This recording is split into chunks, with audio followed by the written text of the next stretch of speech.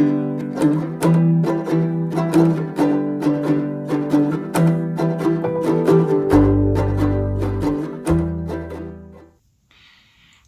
and welcome to episode 18 of the Stitch Create Love podcast. My name is Lyndsey and I'm coming to you from Cheshire in the northwest of the UK, where I live with my husband and our 5-year-old daughter.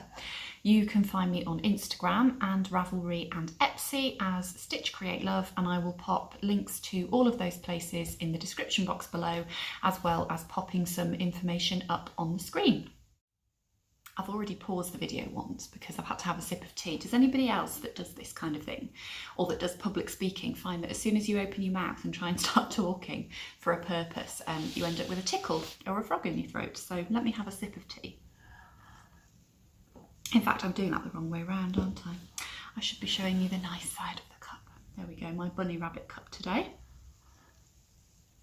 And I've just got good old-fashioned Yorkshire tea in there, nice strong cup of Yorkshire tea. So if you are a returning viewer, welcome back. It's lovely to have you keep coming back for more, despite the fact that I tend to ramble quite a lot. So if you are coming back, I hope you're well. Welcome back, lovely to have you with me again. And I hope that you enjoy this episode, which I'm hoping will have less interruptions than usual. More on that later. I hope that you've been keeping safe and well wherever you are in the world. And if you're a new viewer, because I have noticed that I've had a few new subscribers since filming my last episode, then welcome. It's lovely to have you here as part of the Stitch Create Love community, and I hope that you enjoy the podcast. What you will find on this channel is a crafty, chatty podcast. Quite knitting heavy at the moment, but I do also touch on sewing, a little bit of crochet, embroidery, cross stitch, other things like that. I also tend to just have a little bit of a chat about anything else that I fancy towards the end of the episode.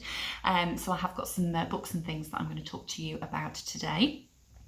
And you'll also find the odd knitting tutorial on this channel, and I am going to talk a little bit more about that later on in the episode. So I have made some notes. I didn't make notes for the last episode, but I have made them for this episode. So if I'm going to look down, that's what I'm doing. I'm looking down at my notes. So what we're going to talk about today, if you have been watching me for a little while, you will know that I have a slightly different format to the podcast. I don't tend to do finished objects, works in progress and plans. I just do a whole project section, so things are kind of mixed in there. So I'll talk to you about the projects that I have been working on. I have a little bit of a talk topic, or a section in the middle where I just talk about something and share it with you, and then invite you to kind of interact on that. So today I'm going to talk about some knitting books that I have been enjoying. And I would love to hear your recommendations of any really good knitting books that you know of. And then I also do a bit of sharing the love for other podcasters or other small businesses. Excuse me, let's clear my throat and have another sip of tea.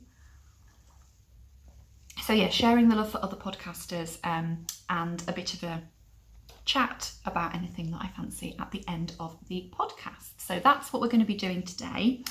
Before I go into the project section, it just occurred to me that because I have had a few new subscribers, that I would just do a very, very short sort of explanation about who I am. As I've already said, I live in Cheshire in the northwest of the UK.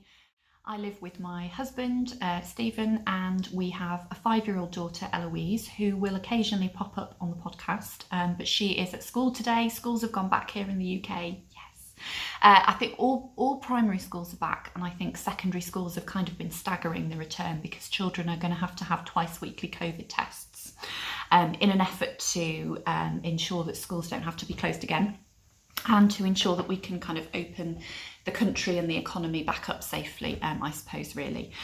So yeah, Eloise is my daughter, and if you've watched my videos before, you will have seen her popping up. I am a knitting pattern designer. It's a relatively new thing for me. I released my first knitting pattern back in September last year, which was the Dance Like No One's Watching cowl, which has been my most successful pattern to date, and thank you so much to everybody that has supported me in that journey. I've also released a couple of sock patterns, the Flight of the Bumblebee socks and the Seasonal fruit socks, and my latest or my last pattern release was another cowl called the Spring is in the Air cowl, and you can find all of those patterns on Ravelry and in my Etsy shop.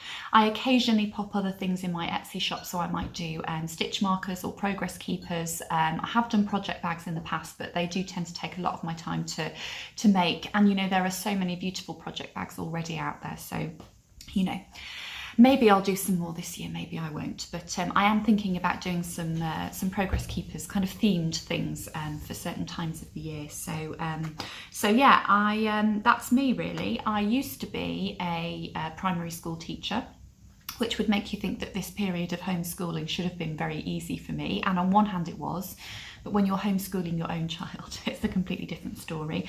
So yeah, I used to be a primary school teacher, and the last teaching job that I had was when Eloise was she 2 or 3? I think she was 2, nearly 3, and I just kind of felt that it didn't fit around my family life really. And since then I've been able to have the opportunity to focus more on the creative side of my life and work out how I can turn that creative passion and the skills that I have into a sustainable business, and that's where I am. It's early days, it's a very slow, hopefully steady process, but I'm loving every minute of it, and I have lots of exciting designs planned for this year and into the future, and I will be mentioning a few of those to you as we go through the podcast. So I'm going to stop waffling there.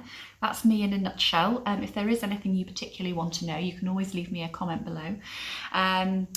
What I am wearing today, I thought I would just mention as well. This is my Whitmore sweater. It is a pattern by Amy Loudon, who is Tailor S Studio.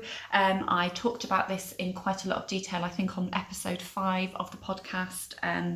It's a yoked sweater which has this really lovely lace detail all the way around, and then you have 2 sleeve options. You have the tapered sleeve and the bishop sleeve. I made the bishop sleeve. To be honest, if I were to make it again, I probably would make the tapered sleeve, because I end up rolling it up because I find that it just gets in my way a little bit, or I could have just made the sleeves a bit shorter, let's be honest. But yeah, I love it. I made it in an acrylic yarn because it was the first sweater that I ever made. It has pilled a little bit, so it does need a bit of de-pilling.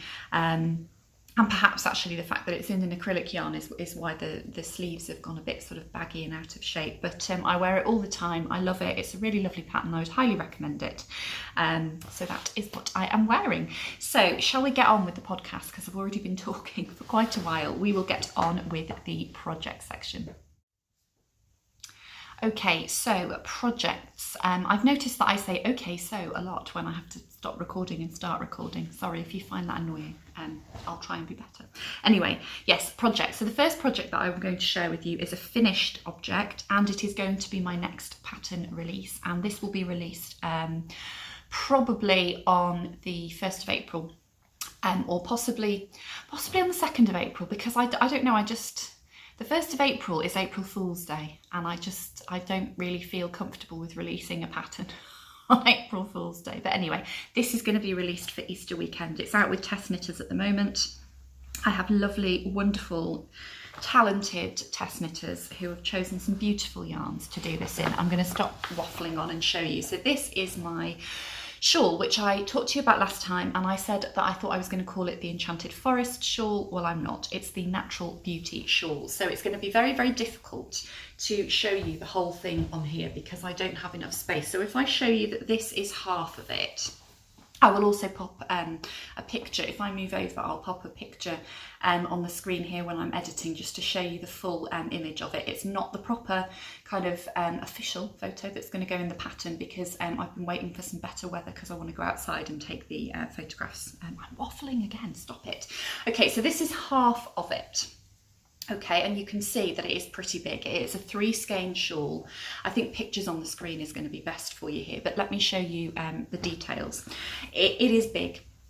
I have written the measurements in the pattern, which I may, what have I done with the pattern? I'll see if I can find it and I'll tell you what the measurements are. But anyway, it's a 3-skein shawl, and what I decided to do with this was I decided to knit it from the bottom up, because I have cast on shawls and I work on them and I knit them from the top down, and I get to the bottom where the beautiful part of the pattern is, and I kind of lose the will to live. So I thought, well, if I cast it on from the bottom up when my enthusiasm for the project is still there, then maybe I will have a slightly more successful time of it. I'm not going to pop it there because the sun's there, so maybe I'll put some pictures on the screen whilst I'm talking to you. But you can see that you have got, this is fir cone lace at the bottom, and I decided to put it on a background of garter stitch, because when you have it on a background of stocking stitch, you kind of end up with like an oval or a circular shape around the fir cone motif, which is this one here, which is not what I wanted really. So I decided to put it on a background of garter stitch, and by doing it bottom up, what I've ended up with is this really lovely scallop detail. I suppose potentially you could have ended up with it if you were doing it top down, but I suppose you'd have had to be very careful about what bind off you were using. So I've just used the long tail cast on for this, and this is the effect that I've got.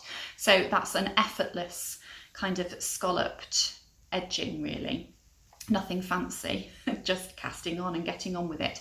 And then you can see that the fir cone motif is here, and you've got kind of 4 repeats of that motif, but they're moved about a little bit. This yarn, which I've used for this and also for this garter section here, is by Mr. and Mrs. Rabbit Yarns. It's an 80%, I think, wool blend of Polwarth, I can never say that right, and Polwarth and Corriedale, and 20% nylon. So it is a sock yarn. It's not the base that she currently stocks.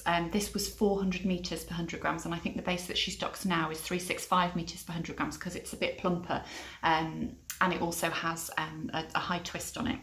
But that was the Misty Morning colourway, so I decided to use that for the bottom because it just echoed the colours of nature and the forest for me.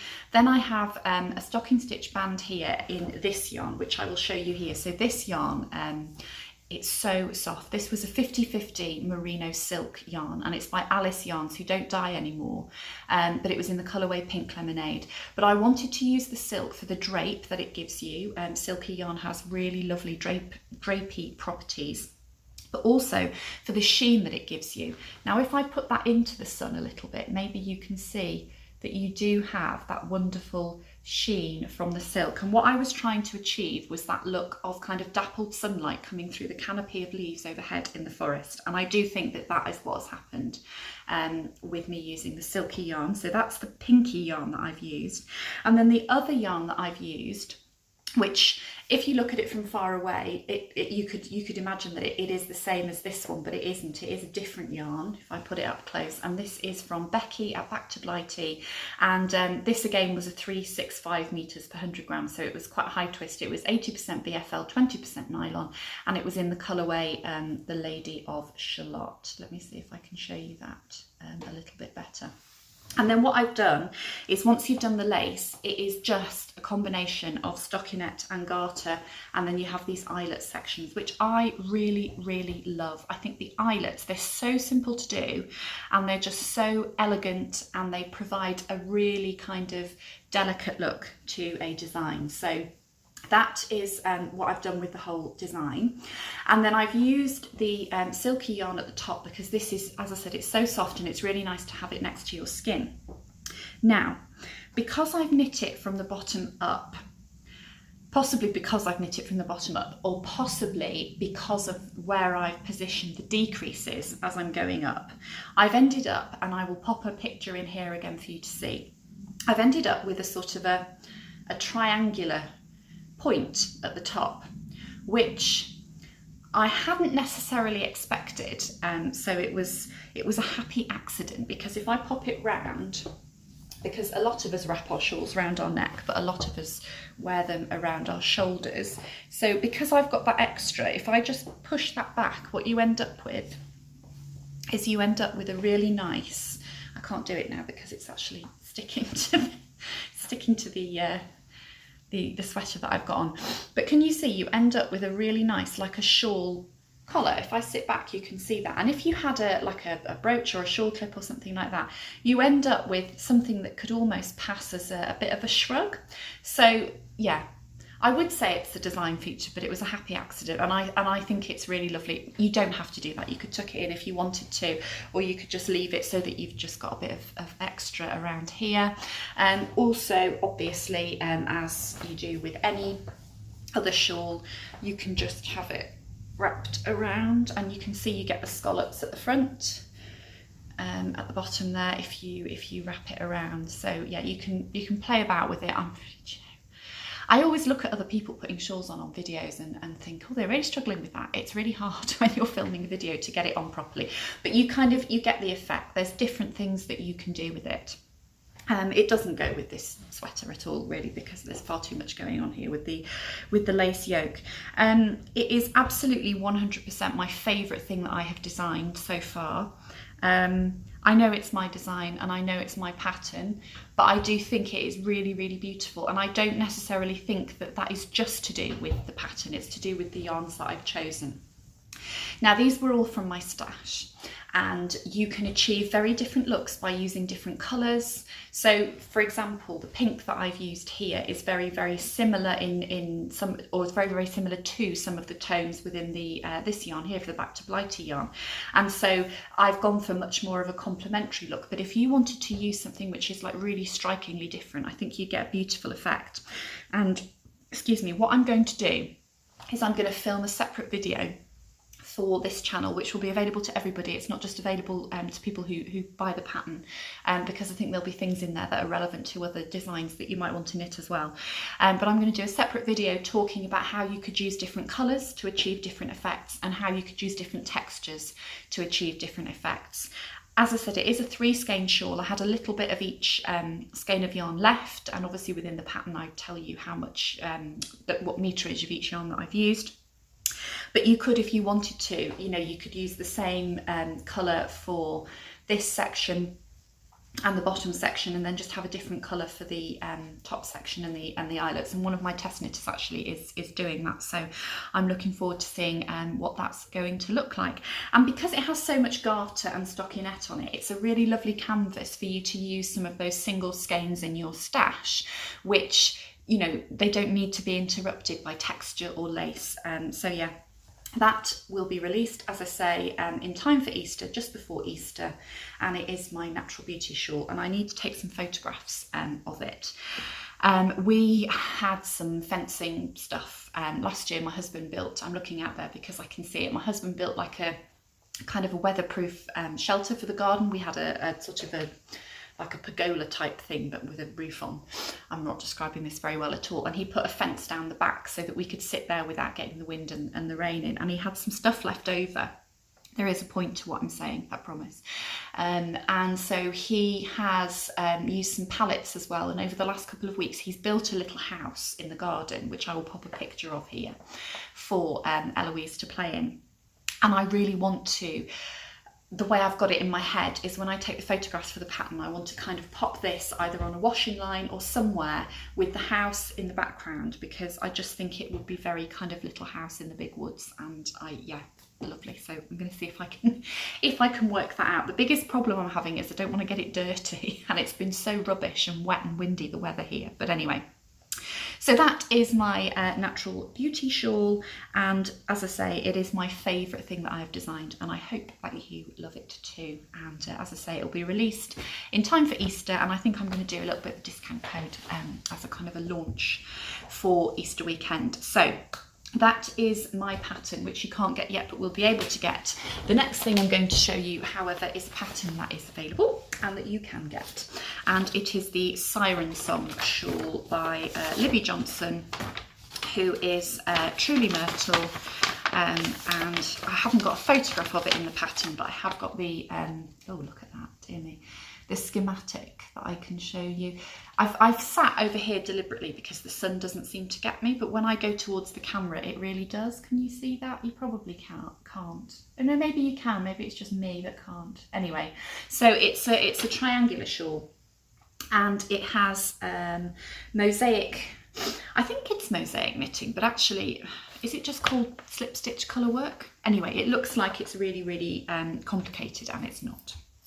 So let me just hold it up for you. So you start at the bottom, with a small point here. Let me hold it back so you can see. And then it grows as you go up. Let me hold it up so that you can see. So it grows as you're only increasing along one side. So one edge is straight and then you're increasing along the other side. And if I just bring that in, there you go, that might be better for you in the sunlight.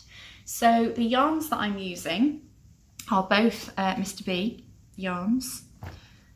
Are they now called Bird Street yarn? I think they are. So this one is called Merlin, which is blowing out ever so slightly with the sun there. It's a neutral, but it has speckles in it, which some of them are this colour, and this is Scuba, Mr. B or Bird Street yarns.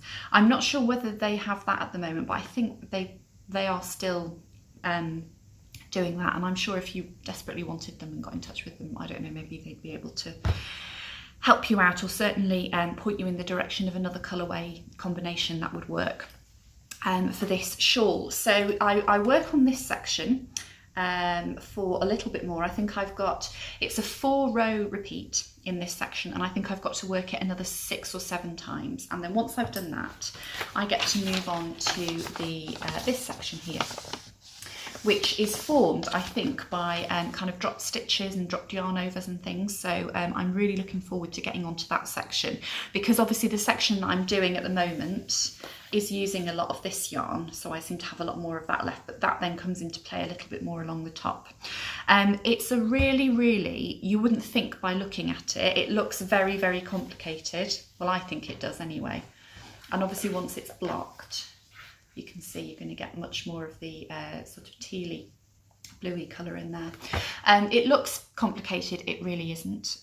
It's a very, for the amount of kind of technique in it, it's a very, very easy project, because the effect that you get versus the kind of the technique that you have to have is great. If you are a relative beginner knitter, you could knit this. Because all you need to know how to do is increase, which it tells you how to do in the pattern anyway, and it is just slipping your stitches and knitting. So it's not complicated. I would definitely recommend this, whatever level of knitter that you are, and you could play around with different colours. And you could achieve some really nice effects. I think I would have got a really different effect if I'd used the blue down the bottom here, rather than kind of having it as the accent colour, if you like. But I think you'll definitely appreciate that colour a lot more once I get onto the top section. So that pattern is it's available on Ravelry and on the Truly Myrtle website as well, if you are unable to use Ravelry. And I have been working on that a lot this week. In my last episode, I'm just untangling this as I'm talking to you. In my last episode, I had said that or it might have even been the one before, that I had not had any time for knitting for myself, as in my personal knitting, which is not related to my design work. And when I cast off my shawl, my shawl design, I decided that I wasn't going to cast on another design until I'd spent a little bit of time working on some projects that were just for me, and that didn't involve the kind of, not so much the stress of designing it, but there is a certain element of, well, is it going to work? Is it going to look right? And because it's not just something that you're making for yourself, but you're making for a pattern to release out there, it needs to work, because it needs to appeal to lots of different people. So that's been really nice, just to kind of relax into that. Great TV knitting. Yeah, really enjoyable knit.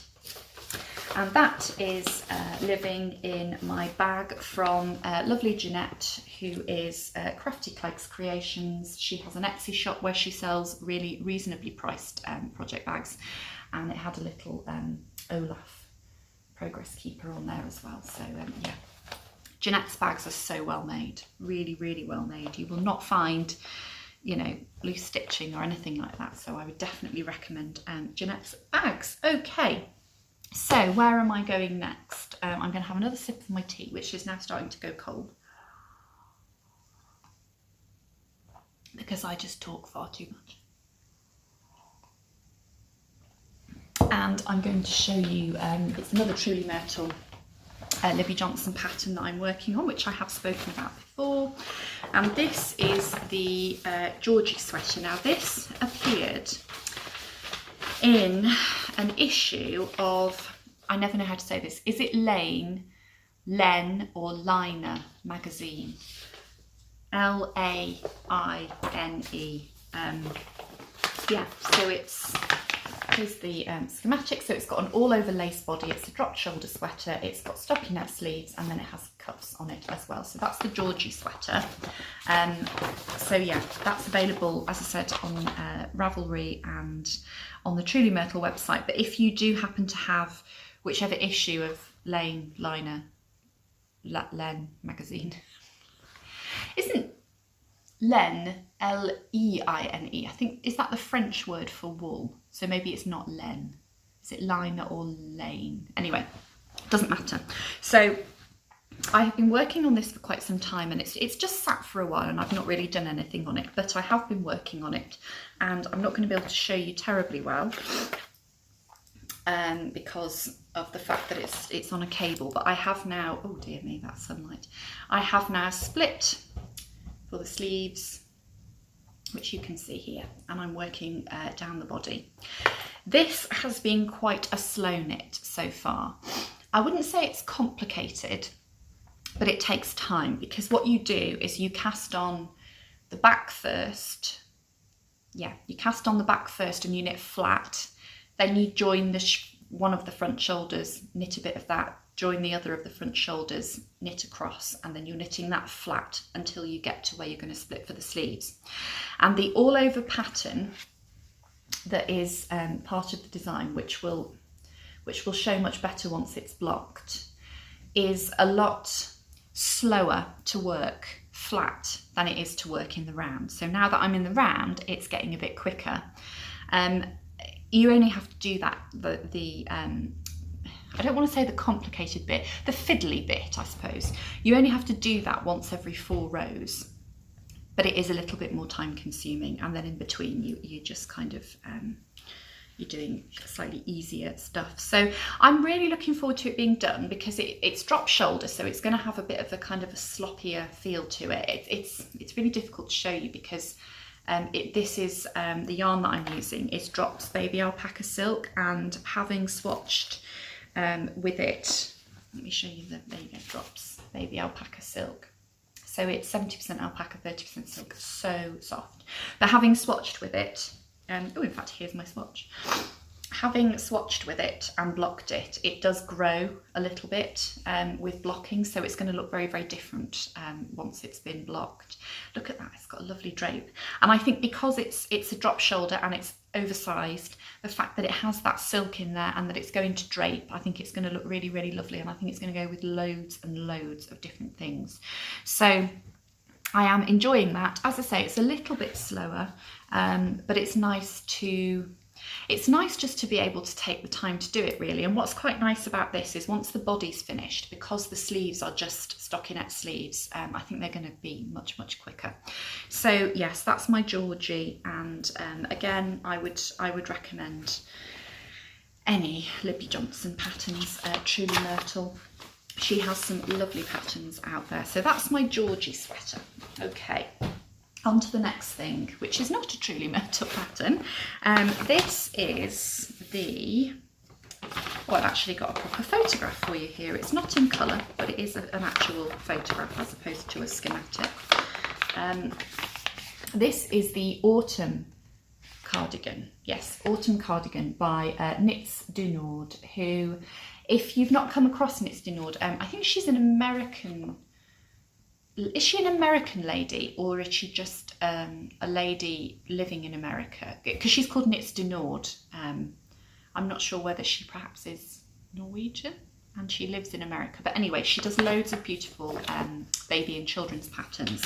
So this is in sizes 0 to 3 months to 7 to 8 years. And I've cast this on for Eloise. Despite the fact that I wouldn't say I'm a prolific knitter, but despite the fact that I am a very passionate knitter and a very enthusiastic knitter, and I knit a lot, I don't make things for Eloise. So I have cast something on for Eloise, so I will show you now. Okay, so I have cast this on. It's worked flat, but it's worked seamlessly. So it's not in the round because it's a cardigan, but it is worked seamlessly, and you work the button band at the same time, so you don't have to go back and pick anything up as you go along. I haven't got very far with it, so this is what I've done so far. So I've done the neckband in this yarn here, which is this one, and I can't tell you what this is. This is a mini that I had, I was given in a swap, and it's really awful because I can't remember who gave it to me. It might have been my friend Nikki, or it might have been Sal, I'm not sure, but it was one of those two who gave me that. So it's like a purpley, it is purple, but it's also quite kind of dirty brown as well. If you can hear dogs barking, sorry, our neighbours' dogs, not the annoying neighbours that are joined on, the other neighbours' dogs, they usually bark when the postman walks down the drive or something, which is fine, but that's why you can hear dogs barking. So I'm using that for the collar. I'm hoping to use it for the cuffs on the sleeve and or the hem as well, but realistically I don't have much left, do I? I'm going to do is I've done the 7 to 8 years, but I think that would probably be far too long for her. So what I think I'm going to do is I will knit it to the length that I want it, and then rather than just referring to the length specified in the pattern, and then see what I think of that.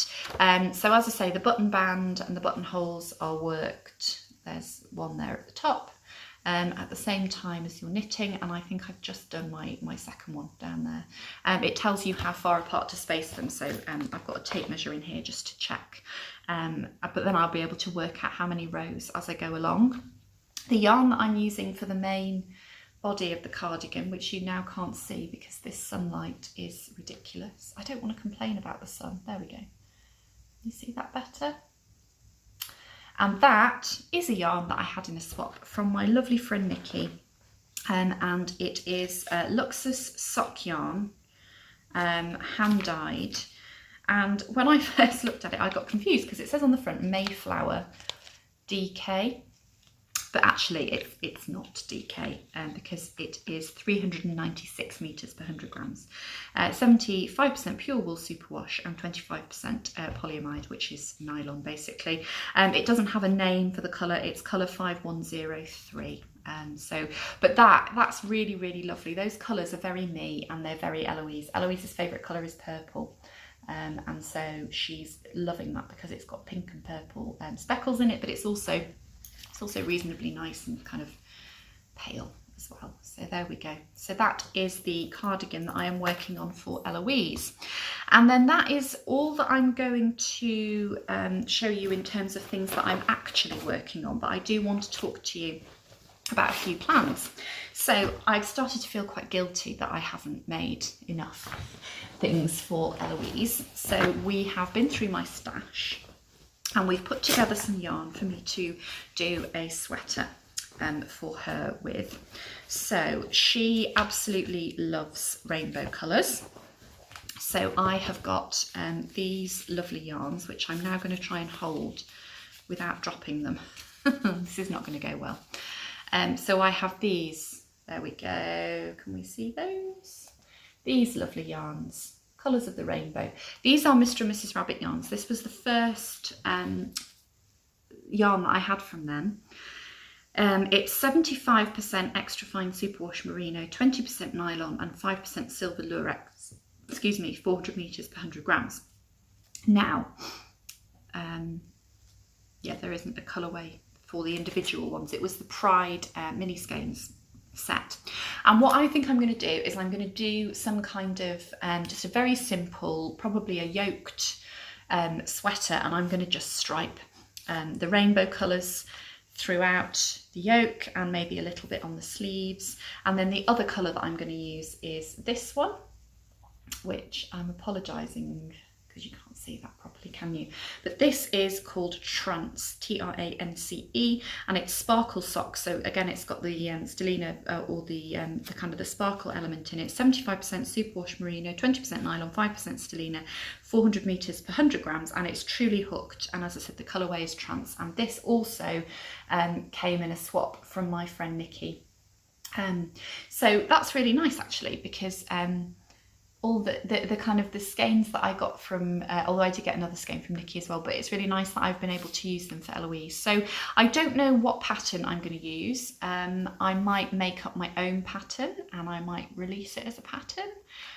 Or if I can find something, you know, just a good kind of plain staple pattern, I might use that. I know Tin Can Knits have got the flax and the flax light, haven't they? I've also got the pattern for the Andrea Mowry So Faded somewhere. Sorry, the So Faded pint size, the little person's version. So yeah, so I think they will, I can't hold them all up together, but I think they will go nicely together. And again, it's got the purple in there, which she really, really loves. So that is my, should we say my selfless knitting plan. And then what else have I written down here? I've written my sweater design. I'm not going to show you anything for that today, but my sweater design is still coming along. We are at the point on the course, the Sweater Design School course that I'm doing, where we are, we've worked out our what we want the ease to be, what we want the finished measurements to be within the pattern, and now we're at the stage where we need to work out how to incorporate that into kind of stitch counts and things. So we need to be looking at gauge for different parts of the sweater, and we need to be basically filling in a spreadsheet to provide an outline of what will get written up as the pattern eventually. And I haven't done any of the lessons on that section yet, because I knew Eloise was going back to school on Monday and I wanted to just give myself a little bit of time to kind of clear the decks in terms of casting off my shawl and doing a few things that need to be done around the house, and then I will get back on with that. So that is still ongoing, and I'm hoping that I'll be able to release it in the autumn as a design, but we'll see what happens. Some other plans that I have, I really want to design a pair of Shorty Socks. I've done 2 sock patterns already, and they're kind of full length socks, and as we're going into spring summer, I thought it would be nice to do some shorties, because A, they use less yarn, so if you've got bits and pieces left over, then you'll probably be able to use that for them, but also just because they're more of a kind of a spring summer sock, aren't they? So I have this yarn, which I have shown you before, and it's Cream Tea is the colourway, and it's Giddy Yarns, 75% superwash merino, 25% nylon. So you can see there, Cream Tea, obviously strawberries and cream. So is there maybe a strawberry and cream kind of shorty design in there somewhere? So that's one option. I could just do both options, let's be honest. And I also have this skein from West Green Loft Yarns, again, which is, it's their classic sock, so it's going to be 75-25 again, merino nylon. This one is, oh no, they are both 425 meters per 100 grams, that's fine. This one is much more kind of subtle. You can see you've got the kind of the speckles there. In fact, if I move that label, you can see it a little bit better. And this is called Wild Rose, and so, you know, flowers, kind of garden type theme. So yeah, I've got both of those, and I'm wanting to do some shorty socks, so that's bubbling up in my head at the moment. So that's another design plan, and then I've got some plans of what I want to knit that are not my designs. I am a member of Wardrobe Toolbox, which is Libby Jonson's kind of knitting. I don't know what the word is really. It's not a course, but you learn a lot, and it has definitely changed my knitting. And she, the doors for that open again, by the way, on the 18th of March, and they open for 10 days. So if you are interested in Wardrobe Toolbox, you just don't know what I'm talking about, then head over to the website. I think it's wardrobetoolbox.com, but if you just Google Wardrobe Toolbox, I'm sure it'll come up, and you can sign up again. She only opens the sign-ups every 6 months, so in March and in September. So you can go and have a look if you're interested in that. But because we are at the end of a particular section of it whereby more people are going to be allowed in, she does a survey where she asks you what you think and what could be better and what you haven't liked and things like that. And because I did that survey, I got a code for a free pattern. And of course, me being me, I couldn't choose, so I got 2. But you know, I got 2 for 1, so it's okay. So, oh, hang on, that's my pattern that's gone out to my test knitters. So I decided to get the Floozy 2, which is, I'm sure you all know the Floozy Cardigan, but this is the kind of sweater version of that, and I think it's got more ease in it. So the Floozy 2. And I also got the Timely Cardigan, which is another one of her more well-known patterns, and it is a stripy cardigan with quite a, you can see at the bottom there, quite a substantial, I think it's twisted rib anyway, hem. And that is designed to be worn with negative ease so that it's worn over things and it just sits back nicely. And I've been looking at that for a while and thinking, oh yeah, I'd like to have a go of that. So in terms of the Floozy 2, what I think I'm going to do with that is it's a more slouchy, oversized kind of sweater, and also is something more kind of autumn wintery rather than summer.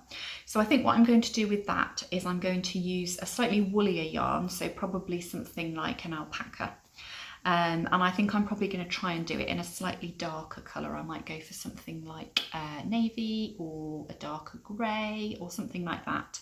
And then for the colour work, I'll have the pops of colour in there coming from the colour work. So that's my plan with the Floozy 2. But for the Timely, I've got a couple of different options that I thought I would show you. So where shall we go first? In fact, I'll show you first the colour that I know I want to use as my stripe. So as my stripe, although that's silly to say, isn't it?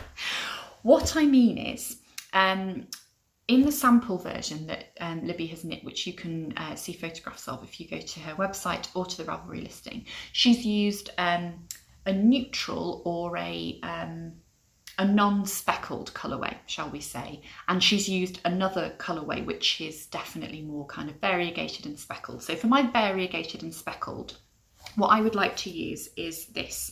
So this is by lovely Shannon at Blue Fern Yarns, who I have spoken about on more than one occasion. She's a really, really talented dyer. I really like Shannon's yarn. And this is in the colourway Strawberry Cheesecake. Platinum sock yarn, 75% superwash merino, 25% nylon. Excuse me, and I have 2 skeins of this, which is what I need for my stripe. Let me take that label down a bit and see if I can show you. So I think that would be, I'm so sorry about the sunlight, there we are, that's better. I think that would be lovely as the kind of the slightly more interesting coloured stripe. But then I have a few different options of what to use with it, and I'm going to have to swatch because I don't know how it's going to look. I don't know whether these other colours are going to look too similar to it, whether I'm going to need to go darker or what. So one option that I have is this, which is, it's Beehive Yarns, and it is called Powder Puff, and it's 75% superwash merino, 25% nylon, 5% stellina, 400 meters per 100 grams. Now, the only thing that puts me off using this is the stellina, because I don't know whether using stellina in a cardigan would just be annoying. I don't know. I love the colour, and if I don't use it in a cardigan, I've definitely got other plans for it. But I don't know. So I've got 2 skeins of that as well. So let me see if I can hold them up like that. So that's one option. You can't tell in the skeins whether or not they're going to work together, so that's one option. Then another option that I've got is this one, which is Mr. and Mrs. Rabbit Yarns, and this is called Vintage Lace, and this is 85% extra fine superwash merino, 15% nylon, 360 meters per 100 grams. I thought it was 365, but it's 360. So that's another option, and that is very definitely a neutral. So yeah, let's have a look what that would be like. So that might also be quite nice. And then the third option that I've got is, I got this yarn in a D-stash from lovely Sharon, who is Pink Lime Crafts, I think, on Instagram. And this is Lily Pond yarns, who I don't think dye anymore. But this is 80/20 merino silk. So I do like the idea of having the silk in the cardigan, but I don't know whether would that drape too much, because it's not supposed to be a drapey cardigan. It's supposed to be a bit more structured. Don't know, but that is my other option. This is less solid, but it's a semi-solid, I would say, and the colourway is Candy Floss. So that's another option to go with that. So that's my kind of timely options, my timely plans. What I'm trying to do when I purchase yarn these days is, unless I definitely know I'm going to use it in a pair of socks or a cowl or a shawl, I'm trying to buy 2 skeins, because I think if you get 2 skeins of something, you can pair it with another 2 skeins of something, and that's generally enough for me to be able to do some kind of garment. So yeah, that's what I'm trying to do. So that is my projects section done. So long. I'm sorry these are so long, but there's just lots to talk about, isn't there? So let's move on to, let's talk about books. And before I start talking to you about books, I need to go and get the books. So bear with me. Right, so let's talk about books. And I say let's talk about books, but for the most part, let me have a look. I've got all my books here. I was going to say they're stitch dictionaries, but they are and they're not. I've got 1, 2, 3 that are, I've got 2 that are pattern books. I've got 1 that is pattern and stitch dictionary, and then I've got others that are stitch dictionaries pretty much. And the reason that I wanted to talk to you about these is because I think it's really interesting. I personally think it's very interesting to understand about a designer's process that they go through when they're designing a pattern. And it's, even if you don't want to be a pattern designer and you don't want to release patterns yourself, it's a process that you can also go through, perhaps on a smaller scale, to just change your knitting and make pieces that are more individual to you. And hopefully that will become clear as I go through this. So where should we start? Let's start with one of the more, I say the more basic ones, but one that is more general, shall we say, because I've got a couple of specific stitch dictionary type books here, and I've got a couple of general ones. So this one is the Vogue Knitting Ultimate Stitch Dictionary. This was released quite recently, and this has more than 800 stitch patterns in it. So it's divided into 1, 2, 3, 4, 5 different sections. So if I just show you here, you've got knit and purl, you've got colourwork, cables, lace and edgings. And so those kind of sections are the type of stitches that you will find within those sections. So within knit and purl, you've got lots of combinations of knit and purl, as you would imagine. But you've got a few things that you would know about. So you've got ribs and things like that. But then there are just some slightly more interesting and unusual ones. I'm not going to show you like loads of these, but I mean there's this one, for example, Moss and Diamond Brocade. Oops. So you've got things like that, and it gives you a chart and a set of written instructions. These are all instructions for knitting flat, but you can very, very easily adapt them to be knit in the round. So there's lots of texture in here. These are lovely. Let's show you these ones. Do you know, I'm terrible at this. I should have just taken the dust jacket off. That one there, alternating twists. Can you even see that? Hopefully you can. And then you've got obviously within the colourwork section, you've got stranded colourwork ideas, but then you've also got slip stitch colourwork ideas as well. This is beautiful. This is, the sun's going to shine on this now. But can you see that one there? That is not stranded colourwork. That is all done with slip stitches. How beautiful is that?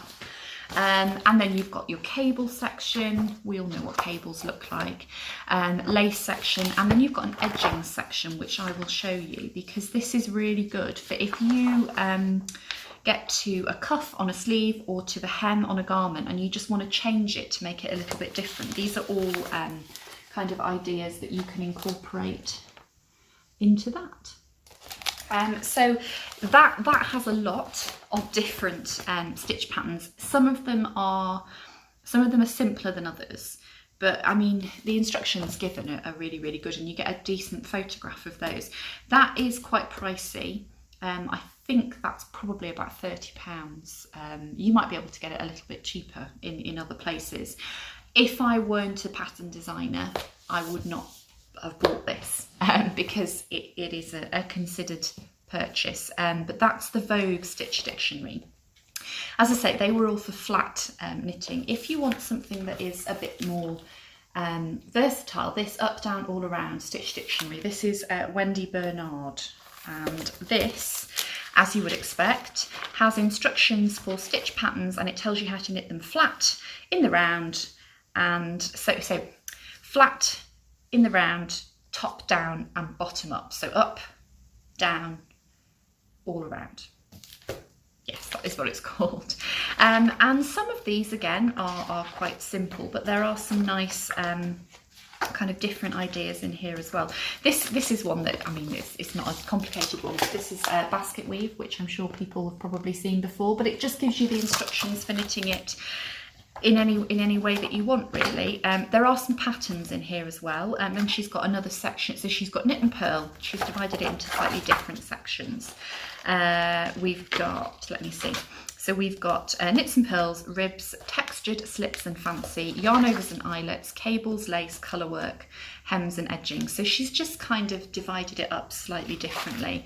But there are some really, really lovely ideas in here, and I'm going to show you one in a minute. And I love this. This is Horseshoe Lace. Can you see that? Does that remind you of anything? Maybe if I do. Anyway, and something that I really like about this one, the colour work. Look at this. That is slip stitches again, and I'd really like to incorporate that into the design. And within the sweater design course that I'm doing, one of the other members of the course posted in the Facebook group for it, and she'd been in touch with Wendy Bernard, who is the author of this book, and said, you know, is it okay if I use one of your stitch patterns from your stitch dictionary in my design, because it's not, you know, a 2x2 rib, so it is a little bit more unusual, and if I use it in my design, do you want me to credit it as being your stitch pattern? And the reply that she got, I mean, you know, Wendy Bernard is quite a well-known knitwear designer, knitting book author, whatever. Anyway, she is quite well known. And the reply that she got back was, please feel free to use whatever you want, because as far as I'm aware, you can't copyright a stitch pattern. And, you know, obviously she said, please don't use my photographs, please don't reproduce my charts, please don't reproduce my written instructions, put them into your own words, by which she means don't photocopy it. And I just thought that that was really, really interesting, because, you know, there are only so many stitch patterns out there, and even if you come up with something that you think is unique, then the chances are that somebody else has probably come up with it before. In the same kind of area, and just making the same point, this is the Twisted Stitch source book by Nora Gowan. Nora Gowan also does a cable source book, which I really do like the look of, but cables are not something that I've really explored, so I thought, you know, Twisted Stitches was a better way to go, really. This is brilliant because this shows you how and so how the stitch patterns are constructed and why they work in the way they do and why they look the way they do, which I find fascinating, because as a designer, if you are going to get to the point where you're able to make up your own stitch patterns, you need to have an understanding of how things work. I'm looking for a specific page to show you. Yeah, so these here probably all look like cables, and they're not. They're just using twisted stitches. And I mean, it is full of fantastic stitch patterns, and it's also got some patterns in here for garments and things. If I just show you, look, this is one of the kind of cover pages. I mean, it's honestly so inspiring. But within the kind of the introduction to the book, she says a word about rights and designer use. The stitch designs in this book are meant to be used by knitwear designers. Feel free to incorporate the stitches in your own work and feel free to make your own variations. That's how progress happens. That's what the book is for. However, you're not permitted by law to use any of the artwork, photos or charts in anything that you sell. Designers must make their own charts and use their own artwork and photos. So again, really, really interesting as a designer to know that you can just, or even as somebody that's not a designer, to know that you can just go to a stitch dictionary, or to know that a designer goes to a stitch dictionary and they might just lift something straight out of the stitch dictionary, and there's nothing wrong with that. And I think the reason that I'm trying to explain this is because there can be a lot of discussion and there can be a lot of kind of friction sometimes, I think, with designers thinking or feeling that their designs have been copied by other people. And a design it's a combination of lots of different things. It's a combination of a stitch pattern, it's a combination of a particular shape, it's a combination of the way that you use a particular yarn, it's a combination of how you write your instructions. And obviously there will be instances and circumstances where designers have copied somebody else's work, or where a particular designer's work has been copied. I know there's a really, really big discussion that goes on about commercial companies seeing independent designs and kind of basically just using them to produce a commercial pattern, which, you know, that's not right, is it? But in terms of the individual stitch patterns within things, I don't think that people intentionally set out to copy other people's designs, because, you know, these stitch dictionaries and these places of reference are very well known and very well used within the design community. And I would encourage you within your own knitting, if you want to swap something out, if you don't like a particular motif, you know, if you've got a sweater that's got panel down it and you don't like it, replace it with something else and see what you can come up with. Another one that I've got here is this one. This is beautiful. Now there isn't anything within here that, you know, that is as explicit as that about using the stitch patterns, but I would imagine the same thing probably applies. You just have to get in touch with the designer. I absolutely love these patterns. These are quite complicated. And they would take, I mean, the charts in here are just, I'm trying to see if I can find some ideas for you of, here we go, look at those. Can you see those? I mean, can you imagine those on a sweater or on the panel of a shawl?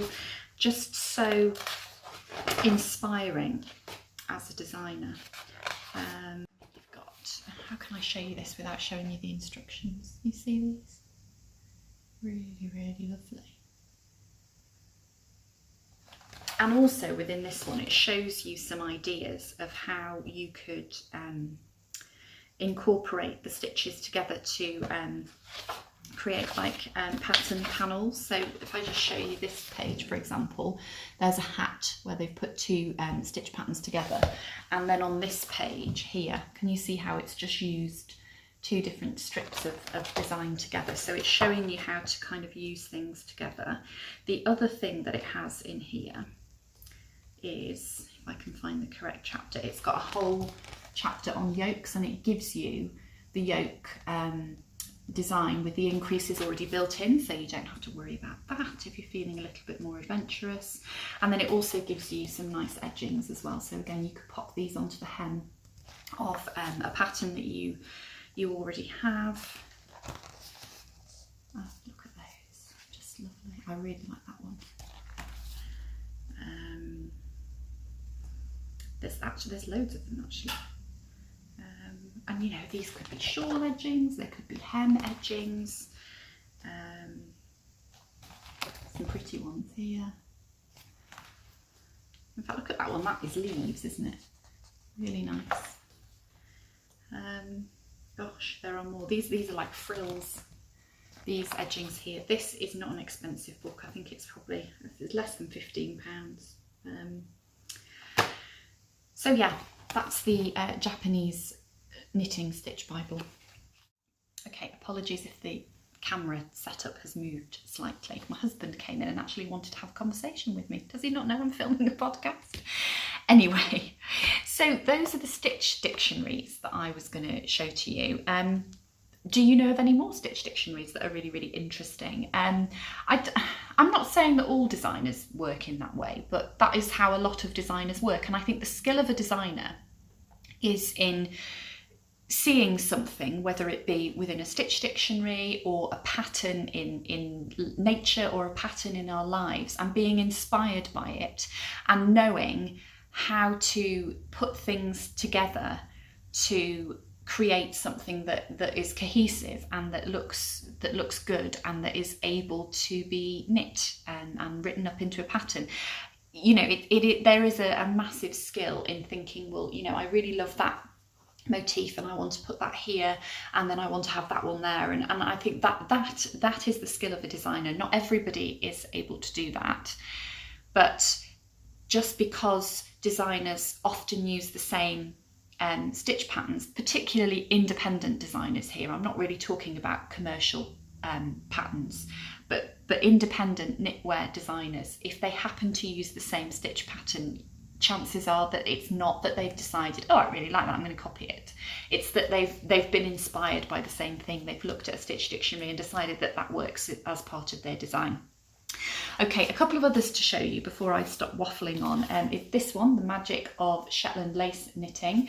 This is really nice because this also gives you an idea of how to put motifs and things together. So this talks quite a lot about designing your own kind of Shetland lace shawls. It talks about construction, shapes, and where you might like to pop increases and decreases, and then it gives you like a little bit of a stitch dictionary. It's called the Stitch Directory in here. I'm just trying to find, here we go. So this is the Stitch Directory, and then it shows you all the different stitches that it's going to tell you how to work in here. And you've got all over patterns, you've got insertions, lace and motifs in there as well. And as I say, it talks to you about how to put things together. There are some patterns in here as well. They're called projects rather than patterns, but there are some lovely ideas in here. So you've got that one, for example. I mean, look, this is very, very fine lace weight yarn, but you know, all of these stitch patterns can be used within different with different yarn weights to achieve different effects. So again, that wasn't expensive. I think that might have even been less than £10. Another one that I think is brilliant is the Handy Book of Top-Down Sweaters by Anne Budd. And what this does, I've kind of got a feeling that I might have mentioned this to you before, but in case I haven't, this talks you through seamless yoke sweaters, raglan sweaters, set-in sleeve sweaters and saddle shoulder sweaters. And it gives you instructions for knitting those type of things. If I just go to one of these, so regardless of your finished bust size that you want, and regardless of the gauge that you're using, without showing you any details, it's got lots of tables, and so it tells you, right, okay, if you want that finished bust circumference, your gauge is this number of stitches per inch, this is how many you need to cast on, this is how many rows you need to knit for, this is where you need to increase. So that is fantastic for enabling you to have a go at designing your own sweater, really. And I mean, again, you know, that you can't just copy what, you know, the instructions in here, but it will give you a better understanding of garment construction, and it will enable you to think a little bit more about fit And certainly, you know, I'm going to be using this to have a go at, you know, designing something for Eloise to wear with the rainbow yarn, because, you know, if I want to, I can include a stitch pattern here and there, depending on the number of stitches that I have, and it gives you lots of different options. I think this one is, I have this, my mother-in-law got me this for Christmas, and I think it came from America, so chances are that you might struggle to get that one, but it is available. And then the last one that I'm going to show you is this one. This was a birthday present from my lovely friend Karen, who has the Stitches and Jacks podcast, Victorian Lace Today.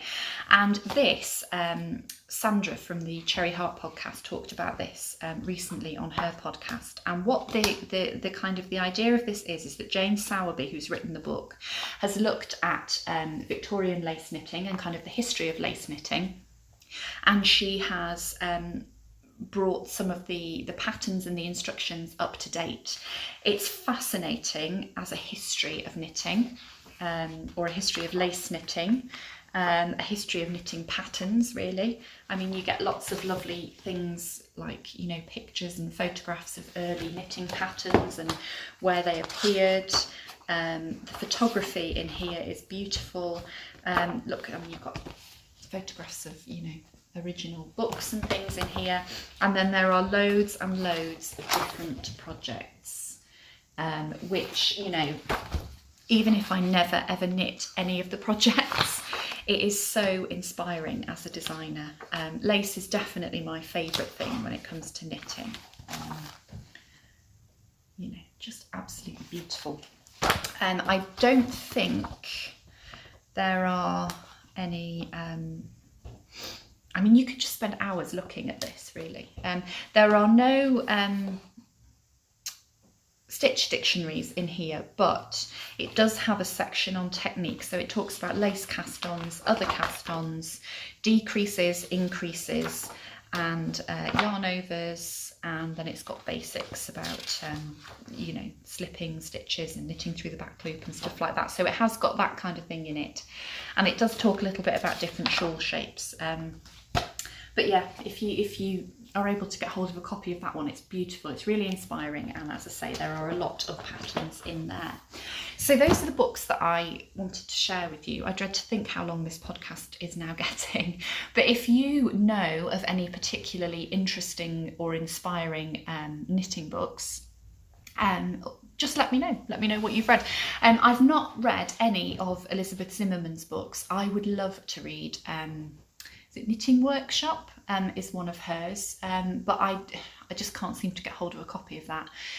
You know, you can look on eBay, but they're all kind of from international sellers and they're really expensive.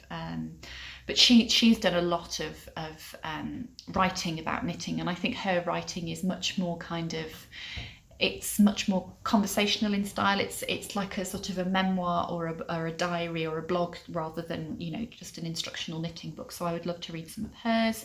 I have got another couple of books which I had an Amazon voucher for my birthday, so I have ordered. One of them is called Cast On Bind Off, and it's by Capsies, and it's got 211 different cast-ons and bind-offs in it, which I think will be that's something that I definitely want to develop and explore, because I'm not that familiar with that many different cast-ons and bind-offs. And I've also got another one which is called Increase Decrease, and it's just talking about different methods of increasing and decreasing and what effects they produce. And I think that will help me a lot with designing my own stitch patterns and knowing which is the best increase and decrease to use within my designs. So yeah, if you've got any recommendations, anything that you've particularly enjoyed, let me know. And I hope that you found it interesting listening to me chatting and blathering on about all of those knitting books.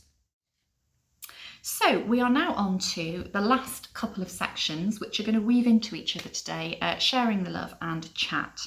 In terms of sharing the love, I am going to talk about somebody in a minute, but I just wanted to kind of talk about something. It was International Women's Day earlier this week, and there were a lot of things on Instagram and, you know, within the media and things about the fact that women should support other women, and that, you know, we should all be encouraging each other to be successful, and we shouldn't be kind of knocking each other down. And it just kind of prompted me to think about how important it is to surround ourselves with the right people. Excuse me.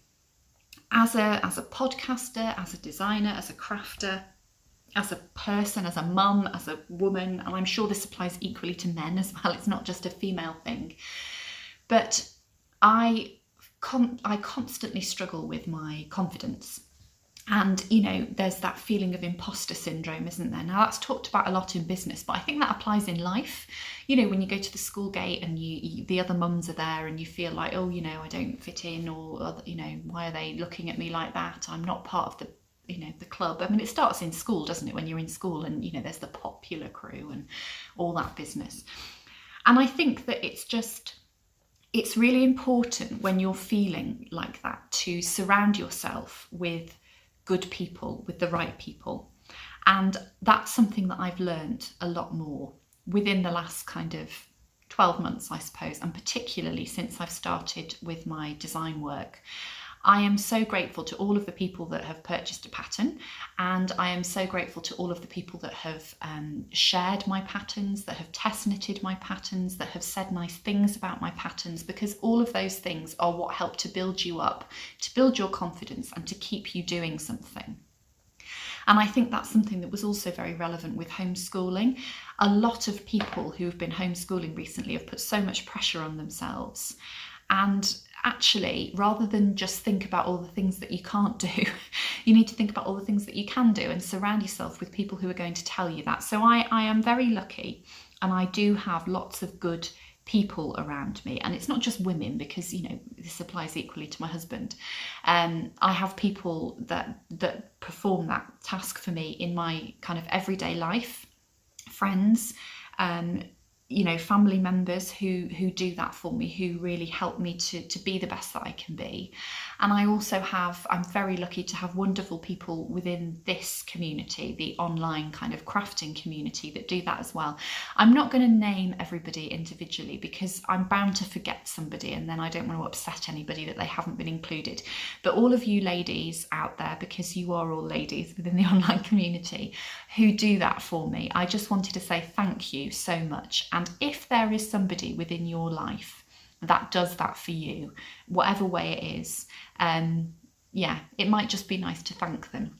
And I think it's particularly relevant. It's Mother's Day this weekend, and you know, I'll be having a lovely day with my daughter. I haven't spoken, and I'm not going to go into detail about this on here, but unfortunately I don't have a relationship with my mother.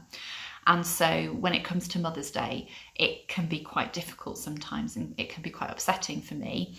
But if you are in that situation, but you have other people within your life that perform those functions, you know, build you up, make you the best that you can be, and therefore in a way are a little bit like a mum to you, maybe it's a nice time on Mother's Day just to thank them and just to remind them of that. So anyway, that's a bit of a general thank you, but I just wanted to have a chat with you about a lady who, I don't know, you may already be aware of her, a lady called Amy Palco. And she's a Scottish lady, and she lives in Edinburgh, and she has a podcast that she started last year called The Meaningful Stitch. If for no other reason than just to listen to her voice, go and have a listen to her podcast. She uses her knitting. It is just knitting that she talks about in terms of her craft.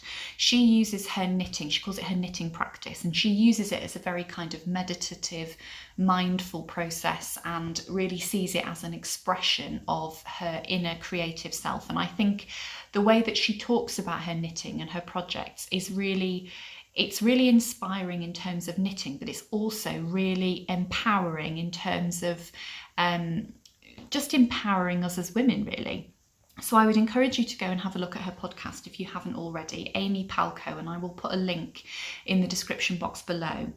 And this kind of links into the chat section, because something that she spoke about on her podcast, she did a Q&A session a little while ago, and she was asked about her favourite books. And her favourite book is this one. This is called Women Who Run with the Wolves, and it's by Clarissa Pinkola Estes, or Estes, I'm not sure how you say it. And it's very, very difficult to describe what this book is. And she described it, and I don't really know what made me buy it. I will read you what it says on the back in a minute, but the premise of it is that the little kind of subtitle here is Contacting the Power of the Wild Woman.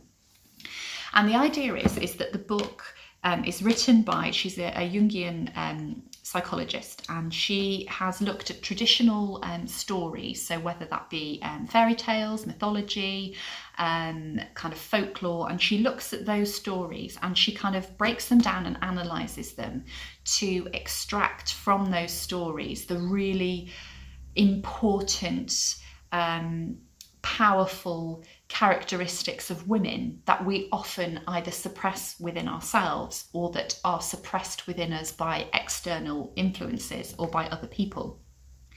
It is quite heavy going, but it is something that you can dip in and out of.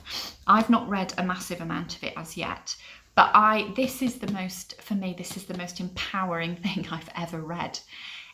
It's not necessarily that she's telling you anything new, and it's not like a self-help book or a therapy book, but she just kind of puts down together all of these ideas that have reminded me, actually, even when I'm feeling anxious or I have no confidence or whatever it is that I might be feeling in a kind of negative way, it just reminds me actually of the really positive things about me and how strong I am in many ways. And I just think it's a really inspiring, really empowering read.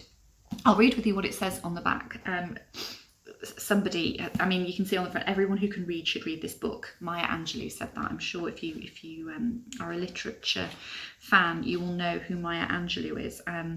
Actually, June Sarpong, who is a television presenter here in the UK, she says about it, all women should read this. In fact, mothers should pass the knowledge contained in these pages down to their daughters as they turn 16. It's insightful and inspirational and gets you back in touch with your authentic self.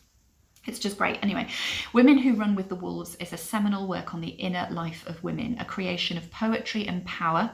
It began a revolution and continues to transform the lives of millions around the world. Clarissa Pinkola Estes reveals how within every woman there lives a wild woman filled with passionate creativity, I think that's probably most of us watching this podcast, and ageless knowing, but repressed for centuries by a value system that trivializes emotional truth, intuitive wisdom, and instinctual self-confidence. Dr. Estes' enriching bestseller shows how through the interpretation of story and her psychological commentary we can reclaim and rejoice in our true feminine power, how we can awaken within the depths of our souls one who is both magic and medicine. Now, there is a certain amount of, kind of folklore of like fairies and mythology within this, which, many of us subscribe to that kind of thing, and many of us don't, but I don't think you need to be one way or the other to read this. I think you will definitely get something out of this, and I think particularly as it has been International Women's Day recently, it's really, really relevant. And I find that the way it's explained on the back, that our passionate creativity and ageless knowing has been repressed for centuries by a value system, by a society that trivializes emotional truth, that suggests that the way that not just women actually, but anybody may feel mental health is trivial and unimportant. Intuitive wisdom, knowing something intuitively, women's intuition, and instinctual self-confidence. People who do battle with their confidence, it's just eroded constantly, isn't it, by society, whether it's the media, whether it's social media, whether it's just surrounding yourself with not so great people.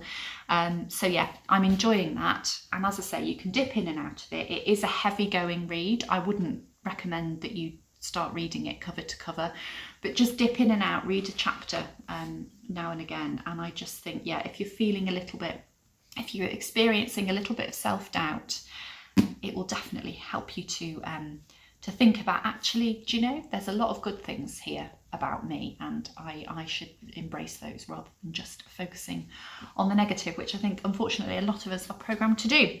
So I'm going to stop going on now because I dread to think how long I've talked for, but I hope you have enjoyed the podcast. Now that Eloise is back at school, I'm hoping to be more regular. So again, go back to 2 to 3 weekly podcast. I think the gap here has been a bit longer, has it? Actually, I might be within the 3 weeks, but I knew that I wanted to wait until she'd gone back to school to film another episode. So anyway, no, I think it is more than 3 weeks. I don't need to be having that conversation with you. That's not important. But yeah, I'm going to try and keep to more regular podcasting. And as I say, I will be filming a separate video about my shawl and how to choose fibres and colours. And I will also be filming a couple of tutorials to go alongside that one about carrying your yarn up the side of your work. And I might also think about maybe looking at a few kind of more basic stuff, you know, like basic decreases and things, just to help you out. Yeah, so there endeth the lesson. So I hope that you are all safe and well, and yeah, please do leave me a comment below about anything really, you know, whether it's about books that you want to recommend, or anything about your crafting or anything at all really. It's always lovely to hear from you, and it's always lovely to hear from you on Instagram as well. So I shall leave it there for today. Stay safe, stay well, stay crafting, and I will see you again very soon. Bye bye.